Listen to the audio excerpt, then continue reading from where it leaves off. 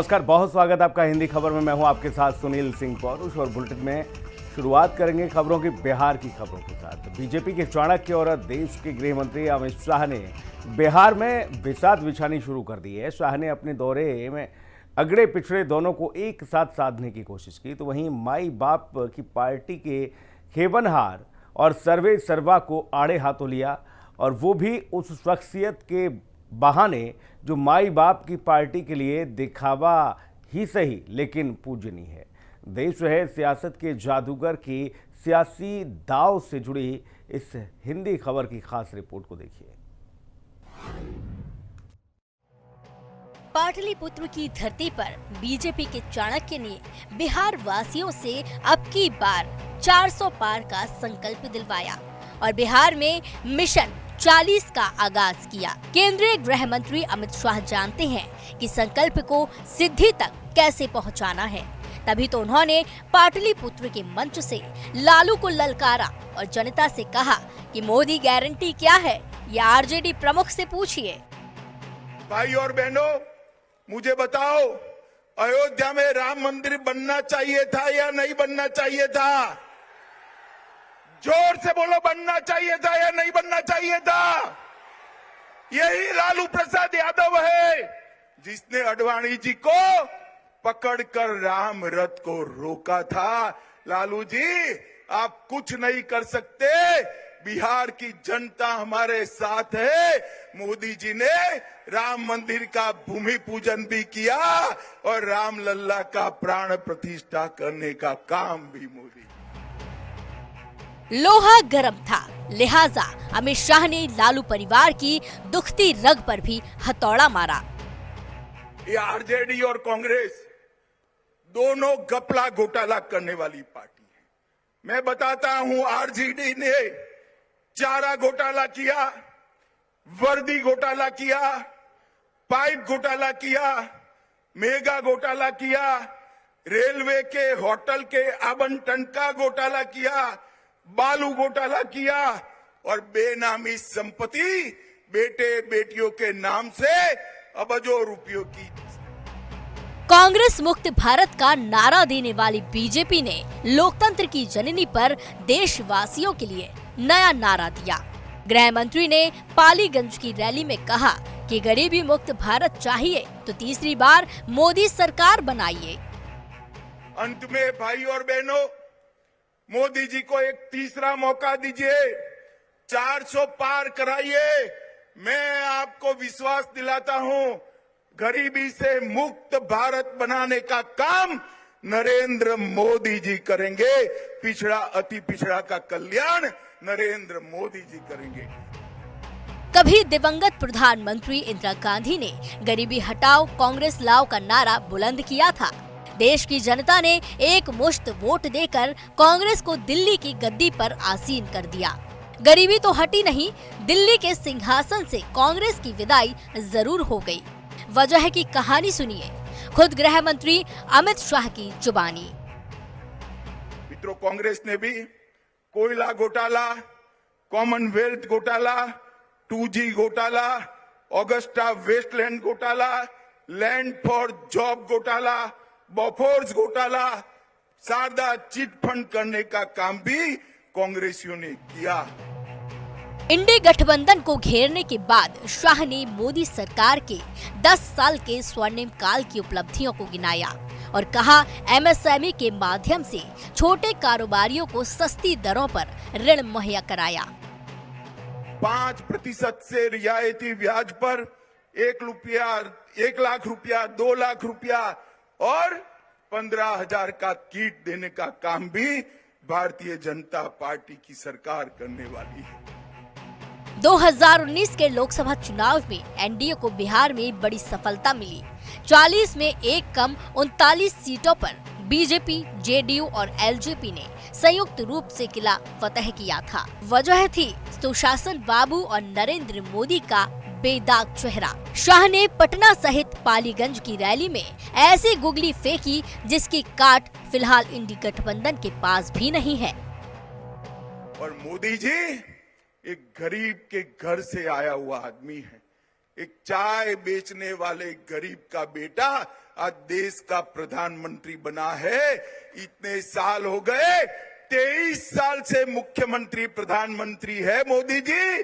उन पर 25 पैसे का भ्रष्टाचार का आरोप हमारे विरोधी भी नहीं लगा सकते। इस प्रकार का शासन नरेंद्र मोदी जी ने किया।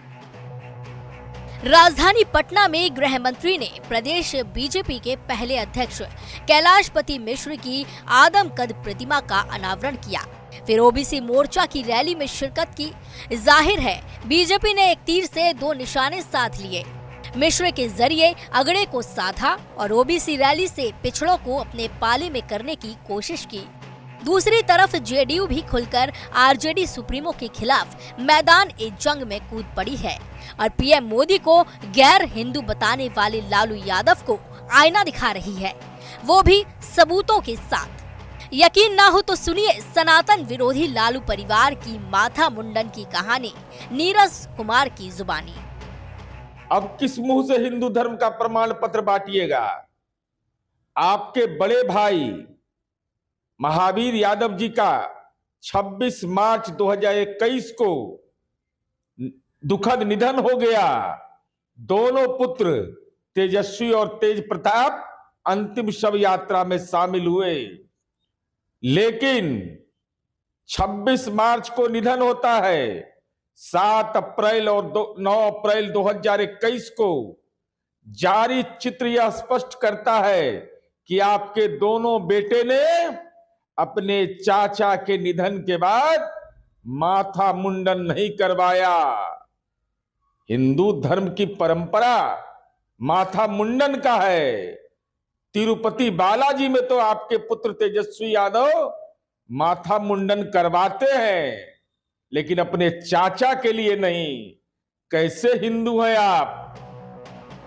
बात जब सनातन और माथा मुंडन की हो रही है तो भला अयोध्या के भव्य राम मंदिर में विराजमान राम लला का जिक्र कैसे ना हो?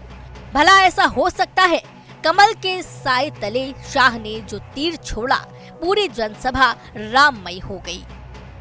तो मेरे साथ दोनों हाथ उठाइए, उठाइए दोनों हाथ, विजय के संकल्प की मुट्ठी बींचे और प्रचंड आवाज से बोलिए, भारत माता की, भारत माता की, वंदे वंदे। बोलिए जय श्री राम, जय जय श्री राम। ब्यूरो रिपोर्ट, हिंदी खबर।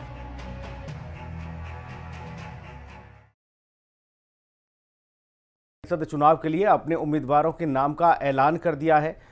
बीजेपी ने पूर्व मंत्री मंगल पांडे, अनामिका सिंह और डॉक्टर लाल मोहन गुप्ता को उम्मीदवार बनाया है। जानकारी के मुताबिक बिहार विधान परिषद चुनाव के लिए 11 मार्च को नामांकन पत्र दाखिल करने का अंतिम दिन होगा, जबकि 14 मार्च को नामांकन पत्र वापस लेने की आखिरी तारीख होगी। इन 11 सीटों के लिए 21 मार्च को सभी सीटों पर वोटिंग होगी और इसी दिन शाम से काउंटिंग शुरू होगी, जो कि 23 मार्च तक पूरी करनी चाहिए।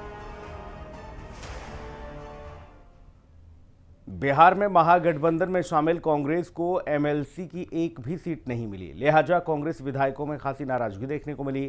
खास बात यह है कि कांग्रेस विधायक प्रतिमा दास ने पीसीसी चीफ अखिलेश सिंह को इसका जिम्मेदार ठहरा दिया। हिंदी खबर संवाददाता सुजीत श्रीवास्तव ने प्रतिमा से खास बातचीत की है।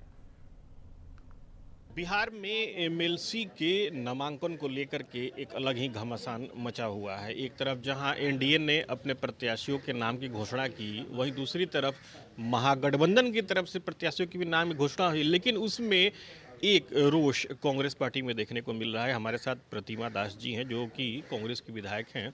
हम उनसे ये जानने की कोशिश करते हैं कि आखिर ऐसी क्या वजह रही कि एक महागठबंधन की अहम सहयोगी होने के बाद भी एमएलसी पद नहीं दिया गया।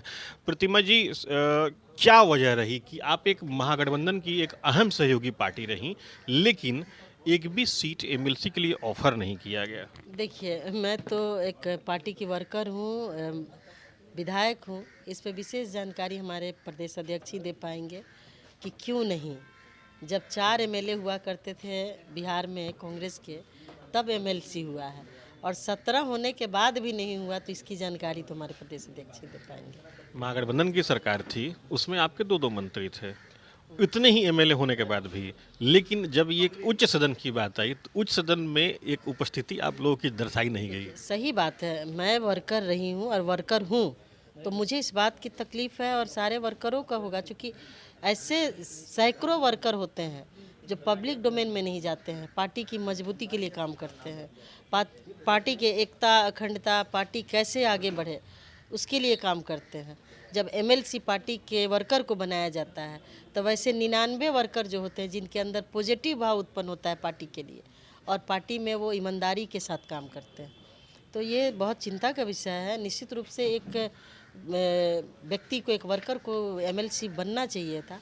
अब इस पर विशेष जानकारी हमारे प्रदेश अध्यक्ष देंगे और मुझे तो लगता है कि कहीं ना कहीं केंद्रीय नेतृत्व को मिसगाइड किया जा रहा है और जो सच्चाई है, ज़मीनी हकीकत है कांग्रेस पार्टी की, मैं आपके चैनल के माध्यम से अपने आला कमान से आग्रह करती हूँ कि बिहार में 24/7 वाले कोई अध्यक्ष दीजिए जो बिहार की मजबूती के लिए काम करे। आपने जो अपने भाव दिखाए, बताएं, जो आपकी भाव थी आपने वो प्रस्तुत किया पार्टी को लेकर के, एमएलसी को लेकर, क्या ये दर्द पार्टी के अन्य एमएलए को भी है? सबको है, जो पार्टी के लिए काम करता है। पार्टी ने इतना मान सम्मान दिया, टिकट दिया, हम लोग आज आम से खास बने, ये पार्टी का ही सहयोग है, पार्टी का ही आशीर्वाद है और उस पार्टी के लिए हम लोग ना सोचे ये अच्छी बात नहीं। अंतिम सवाल ये रहेगा कि जो भी पार्टी के अन्य एमएलए हैं, क्या वो अपने इस भाव को प्रदेश अध्यक्ष से अवगत कराएंगे और केंद्रीय नेतृत्व को बताएंगे?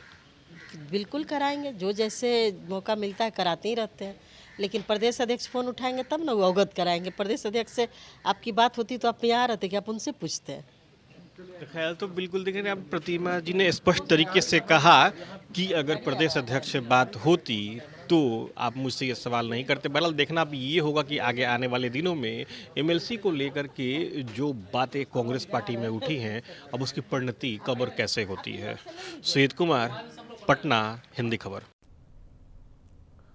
पूर्णिया सलाम पूर्णिया जाप सुप्रीमो जन अधिकार पार्टी के महारैली में 40 से 50 हजार लोग पहुंचे। पप्पू यादव ने इस महारैली को प्रणाम पूर्णिया नाम दिया और इस महारैली में 5 से 6 लाख लोगों के आने का दावा किया था। पप्पू यादव लोकसभा चुनाव लड़ने की घोषणा कर चुके हैं। ऐसे में पूर्णिया के इस रणभूमि के इस मैदान में पप्पू यादव शक्ति प्रदर्शन दिखाते नजर आ रहे हैं और इस महारैली में कई जिलों के कार्यकर्ताओं ने हिस्सा लिया। महारैली में पप्पू यादव ने कहा कि केंद्र सरकार और राज्य सरकार से सवाल है कि देश में लगभग 85 करोड़ लोगों को 5 किलो अनाज के भरोसे क्यों रखा गया।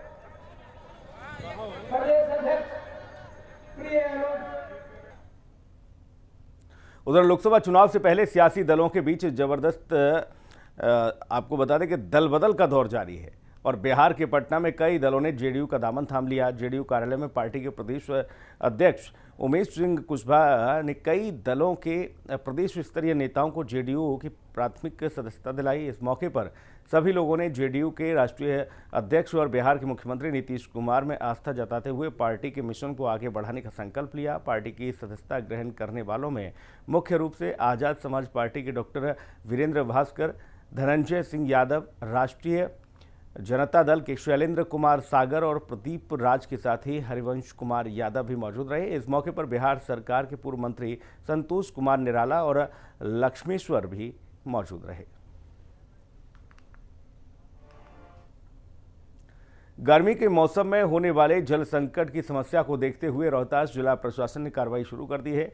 लोक स्वास्थ्य प्रमंडल सासाराम के तत्वाधान में जिला परिसर में आपको बता दें कि एसडीएम चंद्रशेखर प्रसाद ने यहां हैंडपंप मरम्मत की टीम को हरी झंडी दिखाकर रवाना किया, जो जिले के सभी ब्लॉक और क्षेत्रों में गांव देहात में जाएगी। घूम घूम कर जो खराब हुए हैंडपंप हैं उनकी मरम्मत करेंगे। और इस बारे में जानकारी देते हुए एडीएम ने बताया कि जिले के करीब 19 ब्लॉक के 229 पंचायतों में गर्मी शुरू होने से पहले लोक स्वास्थ्य प्रमंडल की ओर से हैंडपंप मरम्मत टीम को रवाना किया गया है। आप जानते हैं कि गर्मी का मौसम आ रहा है और गर्मी के मौसम में चापाकल अमूमन जो है उसका वाटर टेबल नीचे चले जाने से समस्या होती है।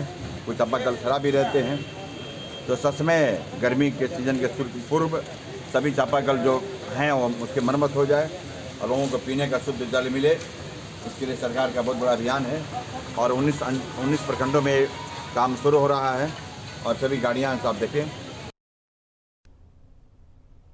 उधर गया में नगर निगम बोर्ड की विशेष बजट बैठक निगम सभागार में मेयर वीरेंद्र कुमार और गणेश पासवान की अध्यक्षता में संपन्न हुई। मैं आपको बता दें वित्तीय वर्ष 2024-25 के बजट पर विस्तार से चर्चा की गई। इसके बाद 5,61,17,88,000 रुपए के बजट पर अंतिम मुहर लग गई। मेयर की ओर से बजट पेश किए जाने के बाद सदस्यों ने मेज थपथपाकर बजट को पारित कर दिया। शहर की सफाई व्यवस्था और सुंदरीकरण पर विशेष जोर दिया गया।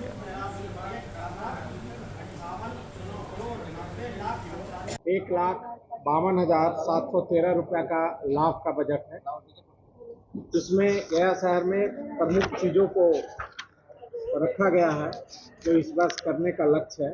ठोस अपशिष्ट प्रबंधन, कच्ची नली गली पक्कीकरण, जीर्णोद्धार, जलापूर्ति व्यवस्था, रखरखाव, प्रकाश व्यवस्था को सुदृढ़ करना, गया शहर को प्रदूषण मुक्त करने के लिए स्मोक टावर और अन्य प्रदूषण का स्प्रिंकलर से छिड़काव करके प्रदूषण मुक्त करना, आकस्मिक जलापूर्ति जैसे महत्वपूर्ण सभी आम लोगों के चौमुखी विकास के लिए पूरे शहर का व्यवस्था हम लोगों ने आज पारित किया है निगम बोर्ड के बजट में। बिहार की वैशाली पुलिस को बड़ी कामयाबी हाथ लगी है। पुलिस ने एक बच्चे के अपहरण का खुलासा किया है। खास बात यह है कि इस बच्चे का ममीरा भाई ही इसका अपहरण करता निकला, जिसने अपने दोस्तों के साथ मिलकर अपहरण की वारदात को अंजाम दिया। अपहरण के बाद ये शातिर बच्चे को रिहा करने के एवज में 5 लाख रुपए की फिरौती मांग रहा था, लेकिन इससे पहले ही ये अपने मंसूबों में कामयाब होता। पुलिस ने इसे जाल बिछाकर गिरफ्तार कर लिया।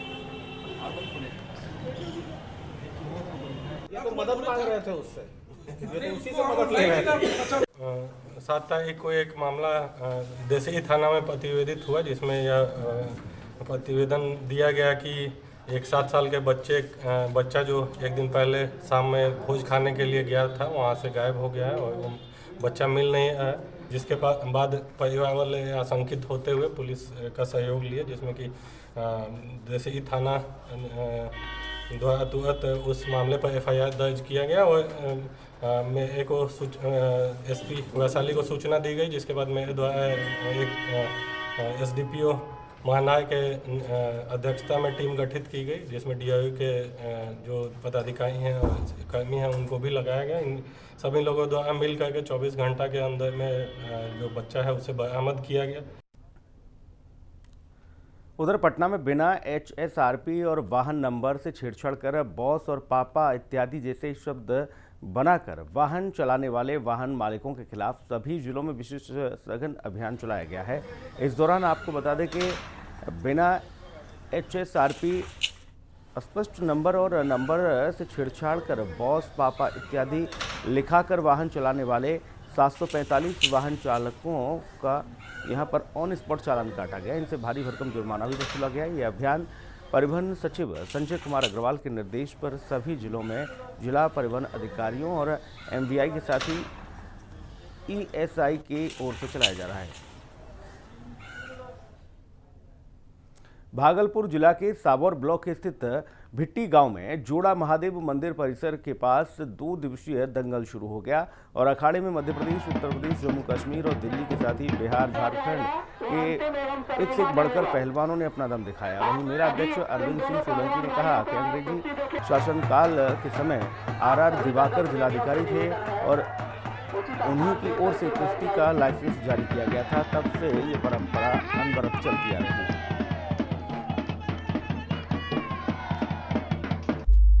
2 दिवसीय ये दंगल है।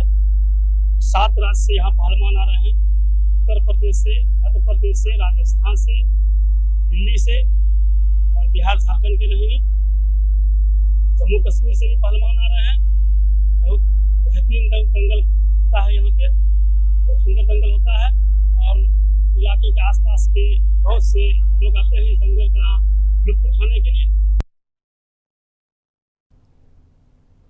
उधर भागलपुर में मानवता को शर्मसार कर देने वाली घटना सामने आई है, जहां पर कूड़े के ढेर में एक नवजात शिशु का शव बरामद किया गया। शव मिलते ही आसपास के लोगों में हड़कंप मच गया।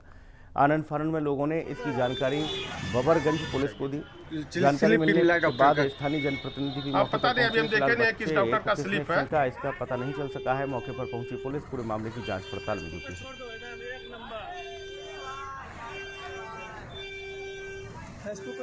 कि वहाँ पे एक बच्चा नवजात बच्चा पड़ा हुआ है, जो हम लोग के लिए जो है बहुत दुखी की बात है कि समाज में इस तरह की कार्य नहीं होनी चाहिए। स्लिप भी मिला डॉक्टर का? आप पता नहीं, अभी हम देखे नहीं है किस डॉक्टर का स्लिप है, ये पुलिस अपना अनुसंधान कर रही है। पुलिस आई थी ना? हाँ, पुलिस आई थी। ठीक है, नाम बता दिए अपना। मेरा नाम संतोष कुमार, डिप्टी मेयर प्रत्याशी।